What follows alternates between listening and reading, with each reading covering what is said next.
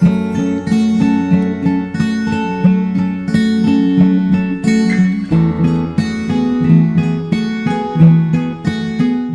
like to become a neurosurgeon. Well, I decided to go to university because I wanted to get more experience in the political realm. I want to be a psychologist. To take my schooling to the point of becoming a lawyer. The biggest goal once this year is completed is actually to get out into United Church ministry. I decided to go to university because none of my immediate family has ever been.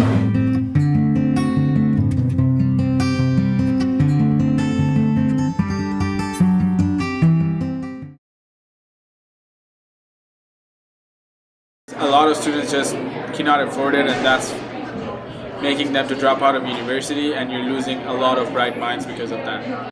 The fact that funding is decreasing while tuition rises really annoys me. When I look around at the state of schools and what's happening in them and the disrepair of buildings and what's being offered them, I start to wonder what that money is going towards and why the cost is increasing. Like, if they're not going to be funding universities, will they be funding the students?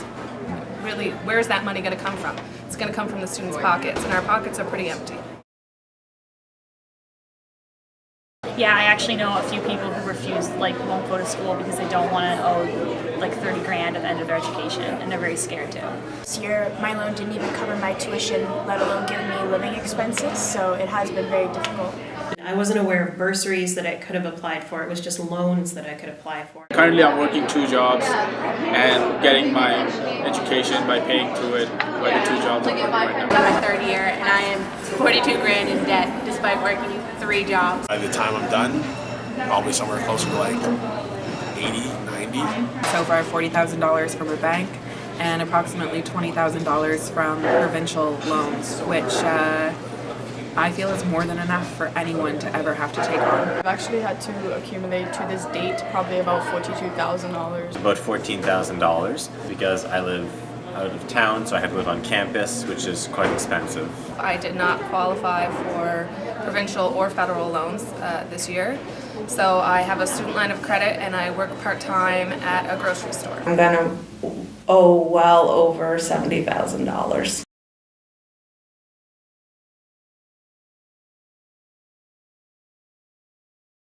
You see so many of your friends that just graduated and are still working the same job they were working while they're in school. Now they just got more hours and they're sitting there with more debt than they know how to pay. Do I see a lot of opportunity for myself? Probably not. Not in the maritime provinces. I'm already in an economically depressed area here in Cape Breton, and it's not going to make things easy staying here. A lot of people that I know that accumulate debt have to go out west. I think the government should particularly offer more funding for people from lower income households. Look at ways to decrease the burden on the students. Just keep the tuition as it is. The more it goes up, the harder it is for people to continue education.